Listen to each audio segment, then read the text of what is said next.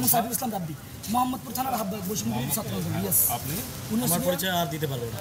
আচ্ছা, ওনার পরিচয় আমি দিচ্ছি। উনি হচ্ছে ঢাকা মহানগরের বৈষম্য বিরোধী ছাত্র আন্দোলনের সিনিয়র। আপনি কি টাকা নিয়ে আসলেন ওখান থেকে? খেয়ে আসলেন? টাকা খেয়ে আসলেন? ব্যাংকে টাকা নিয়ে আসছেন? না, টাকা ডিসিপ্লিন মনে হচ্ছে টাকা খেয়ে আসছেন। আমাদের দেশের আইন শৃঙ্খলা দিন দিন অবনতি হচ্ছে। তার কারণ বেশিরভাগ অপরাধের সঠিক বিচার হয় না। খুনি বলেন, ধর্ষণ বলেন, চাঁদাবাজি বলেন, মব সৃষ্টিকারী বলেন বা অন্যান্য জঘন্যতম অপরাধের কথা বলেন না কেন, সবই টাকা এবং ক্ষমতার জোরে অপরাধীরা পার পেয়ে যায়। তখন অপরাধীরা চিন্তা করে টাকা আর ক্ষমতা থাকলে তো বিচারই হয় না, তাই তারা আরও বেপরোয়াভাবে অপরাধের সাথে জড়িয়ে পড়ে। বাংলাদেশের রাজনৈতিক দলের নেতাদের ছত্রছায়ায় বেশিরভাগ অপরাধ সংগঠিত হয়ে থাকে। যে কোনো রাজনৈতিক দলের কর্মী বা তৃণমূলের নেতা থেকে শুরু করে কেন্দ্রীয় পর্যায়ের কেউ যদি কোনো গুম, খুন, চাঁদাবাজি, ধর্ষণ, মব সৃষ্টিকারী বা অন্যান্য যে কোনো অপরাধের কারণে আইনের কাছে ধরা পড়ে, তাহলে তাকে আইনের হাত থেকে বাঁচানোর জন্য উঠে পড়ে লাগা হয়। সর্বোচ্চ পর্যায় থেকে তাকে বাঁচানোর চেষ্টা করা হয়। অমুক তমুক ভাইয়ের ডান হাত, বাম হাত, অমুক তমুক দলের নেতা বা কর্মী পরিচয়ে আইনের ফাঁকফোকর, টাকা এবং রাজনৈতিক দলের প্রভাব খাটিয়ে অপরাধীরা বের হয়ে যায়। ফলে আমাদের দেশে দিন দিন অপরাধ বেড়েই চলছে। তেমনই এক ঘটনা ঘটেছে রাজধানীর ধানমন্ডিতে। ব্যক্তিগত স্বার্থ হাসিল বা প্রতিহিংসার কারণে ধানমন্ডি এক প্রকাশককে মব সৃষ্টি করে তার বাসায় হামলা চালানোর চেষ্টা করে বৈষম্য বিরোধী আন্দোলনের কিছু সমন্বয়করা। পুলিশ জানায়, সোমবার রাত 11টার দিকে একদল লোক ধানমন্ডির 4 নম্বর সড়কে হাক্কানি পাবলিশান্সের চেয়ারম্যান গোলাম মোস্তফার বাসার সামনে অবস্থান নিয়ে আওয়ামী লীগ দোসরদের দেশে কোনো ঠাঁই নেই বলে বিভিন্ন স্লোগান দেয়। এক পর্যায়ে বাসার দারোয়ানকে ধাক্কা দিয়ে 4র্থ তলায় বাসার ভেতরে ঢোকার চেষ্টা করেন তারা। পরে 999-এ কল দিয়ে অভিযোগ করার পর ঘটনাস্থলে আসেন ধানমন্ডি থানা পুলিশ। ঘটনাস্থলে উপস্থিত বৈষম্য বিরোধী নেতারা সুনির্দিষ্ট অভিযোগ ছাড়াই গোলাম মোস্তফাকে গ্রেপ্তার করতে বলেন, কিন্তু পুলিশের কাছে গোলাম মোস্তফা নিজেকে অসুস্থ দাবি করেন এবং রাতে দরজা খুলতে রাজি হয়নি। এছাড়া মামলা না থাকায় পুলিশ তাকে গ্রেপ্তার না করতে চাইলে পুলিশের সঙ্গে তর্কে বিতর্কে জড়ান সেখানে থাকা উপস্থিত নেতারা। এক পর্যায়ে তারা পুলিশের সঙ্গে দুর্ব্যবহার শুরু করেন, চোখ রাঙিয়ে কথা বলেন। গোলাম মোস্তফাকে গ্রেপ্তার করতে বাধ্য করার জন্য পুলিশের উপর চাপ প্রয়োগ করতে থাকে।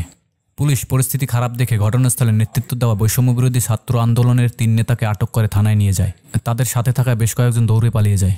ধানমন্ডি মডেল থানার ভারপ্রাপ্ত কর্মকর্তা ওসি কাশৈনু বলেন, সোমবার রাতে ধানমন্ডিতে মব সৃষ্টি করে হাক্কানি পাবলিশান্সের প্রকাশককে স্বৈরাচারের দোসর আখ্যা দিয়ে তার বাসার সামনে বিশৃঙ্খলা করছিলেন বৈষম্য বিরোধী ছাত্র আন্দোলনের 3 জন সমন্বয়ক সহ আরও কিছু লোকজন। খবর পেয়ে পুলিশ ঘটনাস্থলে গিয়ে প্রথমে তাদেরকে বোঝানোর চেষ্টা করেন যে তার বিরুদ্ধে থানায় কোনো অভিযোগ বা মামলা নেই। সমন্বয়করা তাতে ক্ষিপ্ত হয়ে পুলিশের সাথে আরও বেশি বাজে ব্যবহার করতে থাকে। পরিস্থিতি নিয়ন্ত্রণে আনার জন্য 3 জন সমন্বয়কে আটক করে থানায় নিয়ে আসা হয়।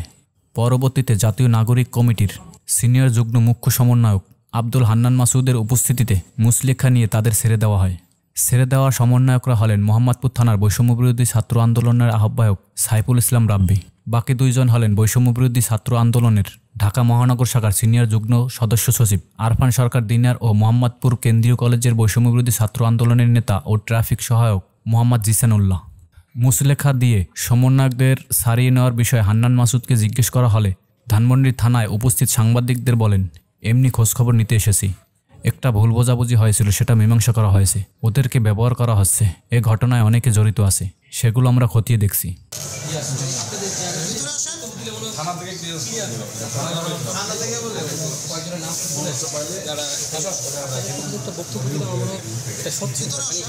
আপনাদের জায়গায় অবস্থা একটা বক্তব্য থাকা উচিত আমার মনে হচ্ছে।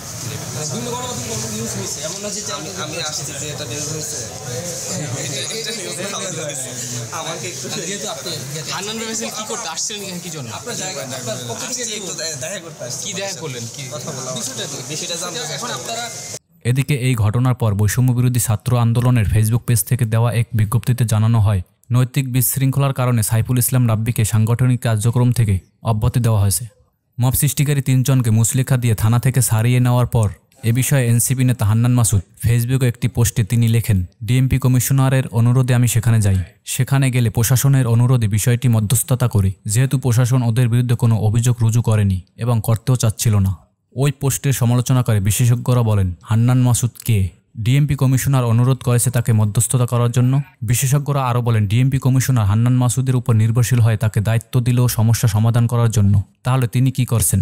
একজন ডিএমপি কমিশনার যদি আটককৃত মব সৃষ্টিকারী সমন্বয়কদের মধ্যস্থতা করার জন্য তাদের নিজ রাজনৈতিক নেতার উপর দায়িত্ব দেয়, তাহলে দেশের আইন শৃঙ্খলা কতটা অধপতনে চলে গেছে।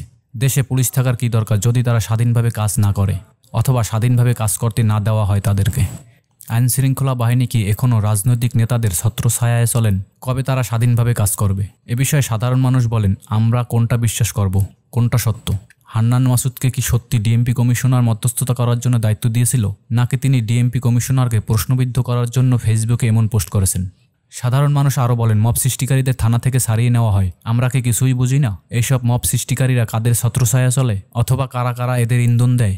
মব সৃষ্টিকারী 3 সমন্বয়ককে থানা থেকে মুচলেখা দিয়ে সারানোর ঘটনার পরিপ্রেক্ষিতে হান্নান মাসুদকে তার দল এনসিপি থেকে 3 কার্যদিবসের মধ্যে কারণ দর্শানোর নোটিশ দিয়েছেন।